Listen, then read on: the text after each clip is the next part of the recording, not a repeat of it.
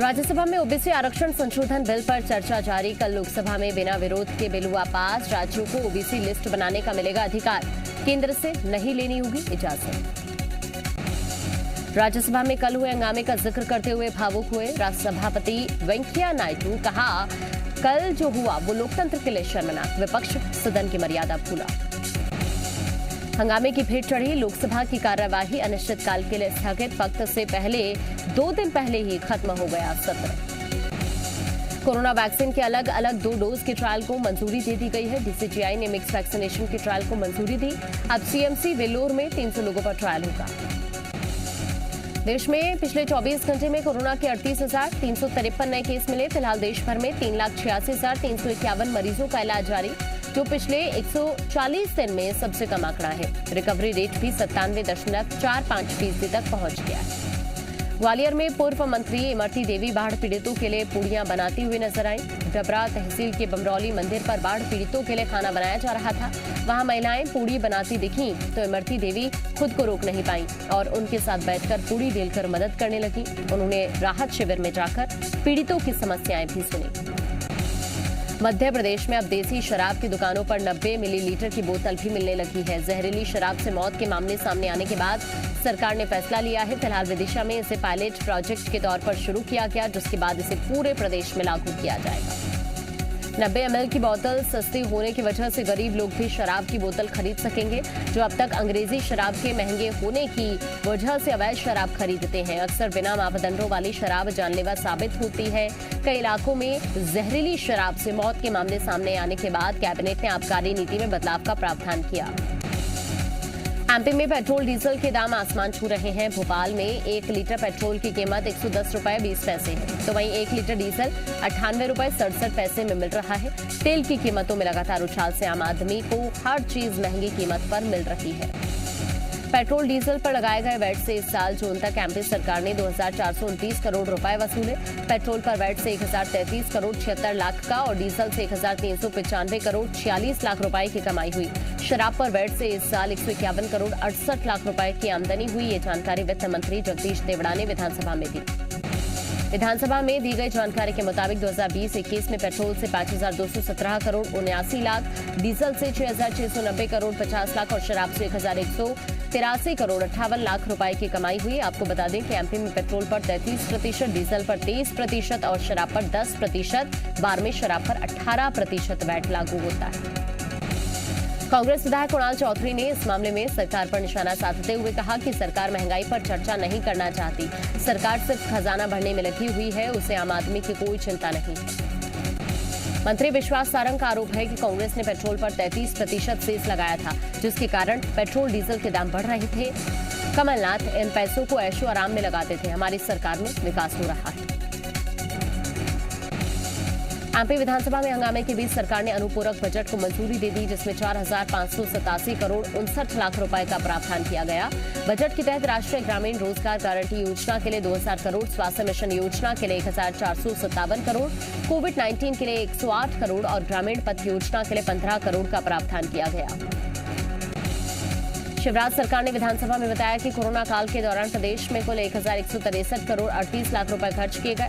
स्वास्थ्य मंत्री प्रभुराम चौधरी ने जानकारी देते हुए बताया कि पहली और दूसरी लहर में निजी अस्पतालों को इलाज के बदले सरकार ने कुल 259 करोड़ 93 लाख रुपए दिए, जबकि सरकारी अस्पतालों में 903 करोड़ 45 लाख रुपए खर्च किए गए।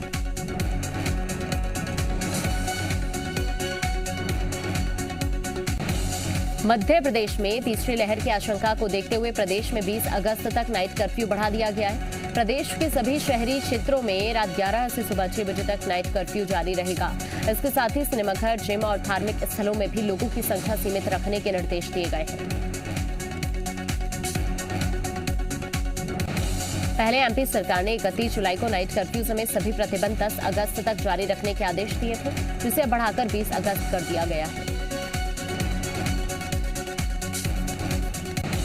भिंड में बाढ़ पीड़ितों की मदद के लिए कई स्वयंसेवी संस्थाएं आगे आई हैं। ये लोग पीड़ितों को खाना खाने के पैकेट और दूसरे सामान बांट रहे हैं। विधायक नरेंद्र सिंह कुशवाहा भी लोगों के लिए राहत सामग्री लेकर पहुंचे।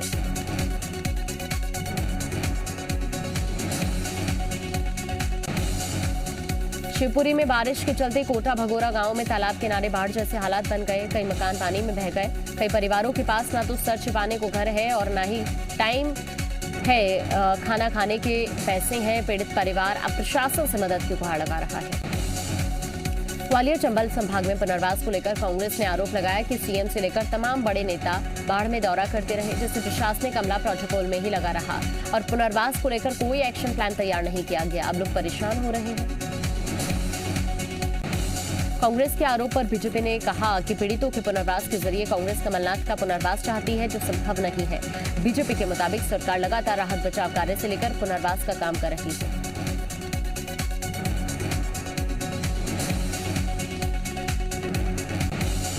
ग्वालियर कलेक्टर का कहना है कि बाढ़ पीड़ितों को खाने पीने की सामग्री के साथ 6,000 रुपए नकद दिए जा रहे हैं।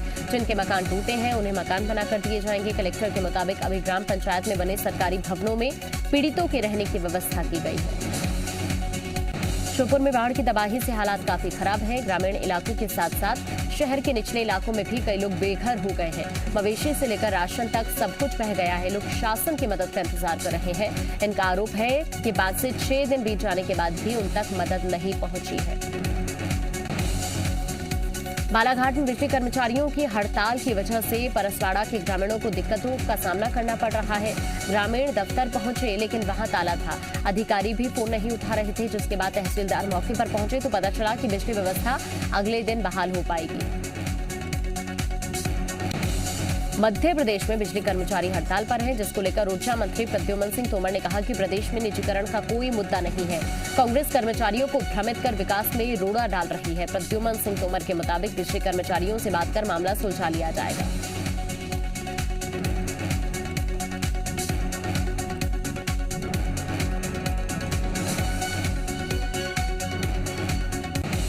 कांग्रेस ने पटवारियों और बिजली कर्मचारियों की हड़ताल का समर्थन किया है। पूर्व मंत्री सुखदेव पांसे ने कहा कि बीजेपी सरकार कर्मचारी विरोधी सरकार है। कमलनाथ ने डीए बढ़ाया था, जबकि इन्होंने वापस ले लिया। मंत्री कमल पटेल ने कहा कि बीजेपी सरकार ने हमेशा कर्मचारी हितैषी कदम उठाए हैं। कांग्रेस सिर्फ नौटंकी कर रही है। भोपाल में धरना दे रही आशा उषा कार्यकर्ताओं ने पुलिस पर हिरासत में लेकर 2 घंटे तक शहर में घुमाने का आरोप लगाया। उनका कहना है कि पुलिस ने उन्हें शहर से दूर रायसेन के पास छोड़ दिया और कि रात में खाना पीना तक नहीं लेने दिया।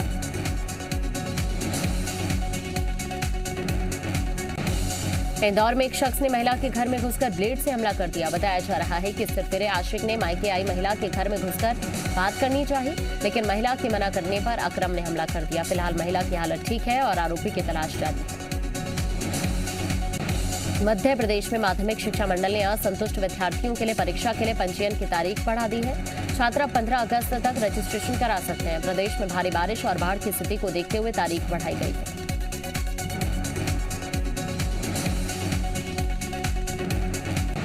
ओबीसी वर्ग को 27% आरक्षण मामले में एमपी हाईकोर्ट ने साफ कर दिया कि प्रदेश में ओबीसी वर्ग को 14% आरक्षण ही दिया जा सकता है। सरकार की ओर से कहा गया था कि ओबीसी वर्ग की आबादी 50% से ज्यादा है। इस मामले में 1 सितंबर को सुनवाई होगी। मध्य प्रदेश सिविल जज के प्री 2019 में पास हुए अभ्यर्थियों की लिस्ट में एमपी हाईकोर्ट ने 255 नए नाम जोड़ दिए हैं। साथ ही परीक्षा की तारीख भी 28 और 29 अगस्त कर दी गई है। दरअसल एग्जाम में 19 प्रश्नों में सुधार के लिए हाईकोर्ट में याचिका दायर की गई थी, जिस पर जांच के बाद कोर्ट ने 255 अभ्यर्थियों को राहत दी।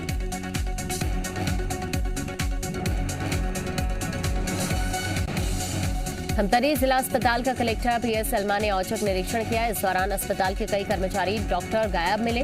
कर्मचारी जिस तरह गायब थे, उसके बाद कलेक्टर ने सभी से अस्पताल से नदारद रहने का कारण पूछा, समझाकर दोबारा ऐसा न करने की चेतावनी दी।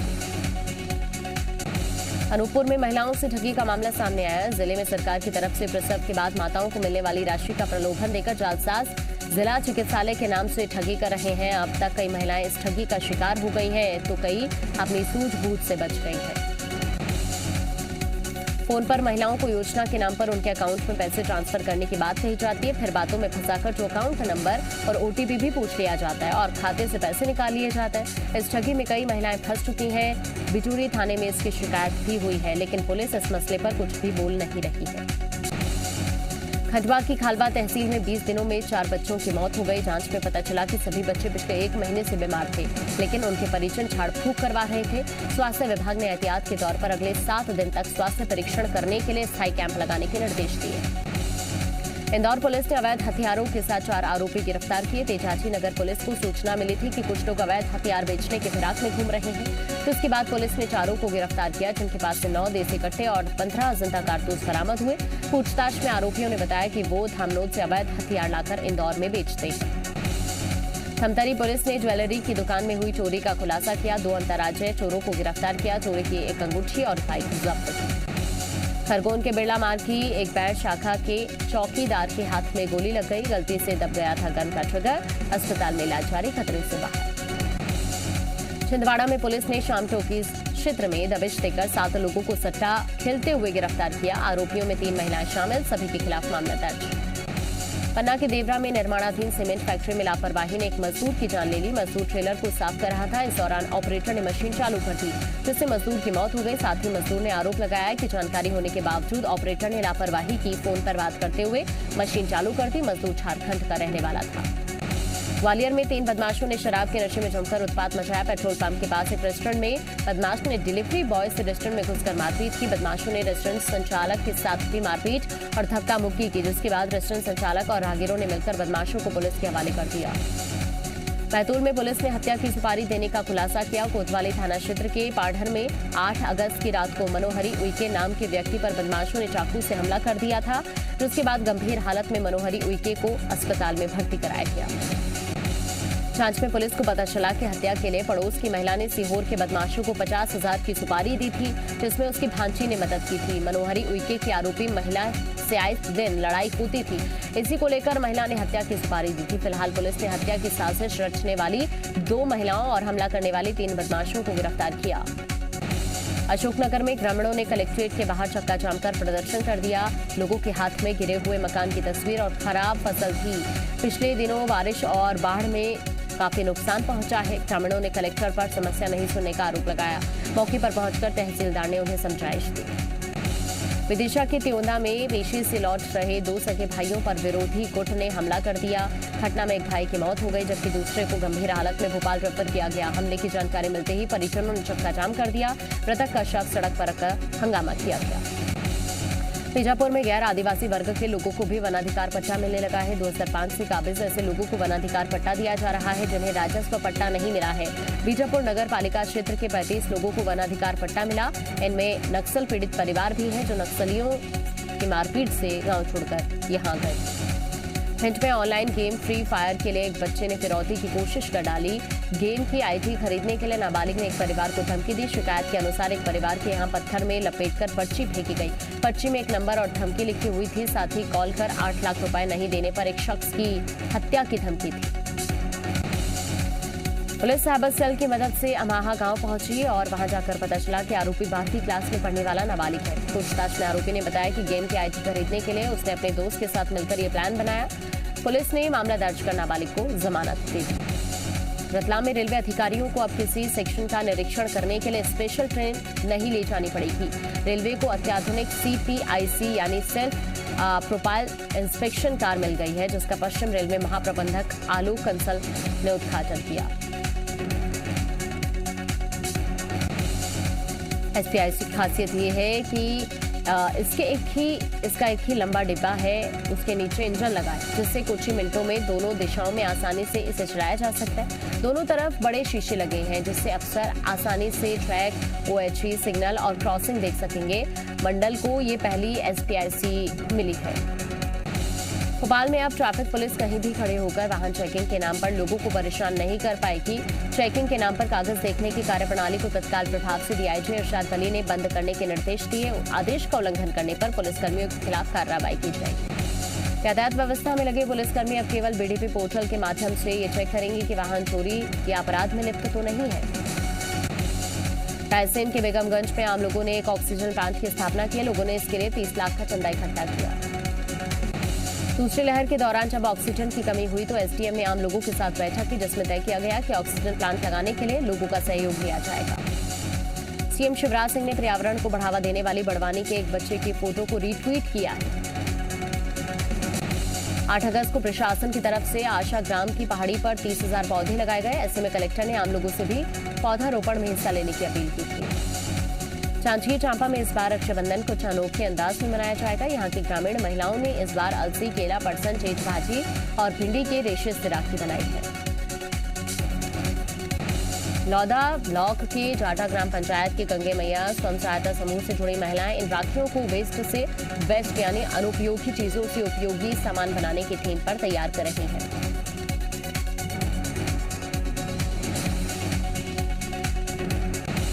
खमतरी में घनश्याम ध्रुव सैकड़ों युवाओं को सेना में भर्ती की ट्रेनिंग दे रहे हैं। घनश्याम ध्रुव के ट्रेनिंग सेंटर में लड़कियां भी बढ़ चढ़कर हिस्सा ले रही हैं। घनश्याम ध्रुव के ट्रेनिंग सेंटर में सेना में भर्ती के सभी गुण बारीकी से सिखाए जाते हैं। रायगढ़ का लेलूंगा क्षेत्र सुगंधित धान की खेती के लिए जाना जाता है, लेकिन किसानों को आर्थिक लाभ नहीं मिलने और कम उत्पादन के कारण किसानों ने सुगंधित चावलों की खेती करना लगभग बंद कर दिया था। प्रशासन की तरफ से किसानों को 15 लाख रुपए लोन देकर धान का उत्पादन कराया गया है। इंदौर का कांच मंदिर न केवल भारत में बल्कि विदेशों में भी मशहूर है। 11 जुलाई को मंदिर के 100 साल पूरे हुए। जैन समाज के इस मंदिर में कई शहरों से अलग अलग समाज के लोग दर्शन करने आते हैं और दर्शन के साथ खूबसूरती को निहारते हैं। अफगानिस्तान के बल्ख प्रांत में तालिबान के खिलाफ एयर स्ट्राइक, अफगान सुरक्षा बलों का दावा। अफगानिस्तान सीमा के पास रूस, तजाकिस्तान और उज्बेकिस्तान का संयुक्त सैन्य अभ्यास। अल्जीरिया के जंगलों में लगी आग से अब तक 18 सैनिकों की हुई मौत। ग्रीस के एविया द्वीप पर तेज हवाओं से फैली जंगल की आग। ब्राजील के साओ पाउलो में सबसे ऊंची बिल्डिंग में बनी ग्लास फ्लोर। Xiaomi ने भारत में लॉन्च किया Mi Mix 4 स्मार्टफोन।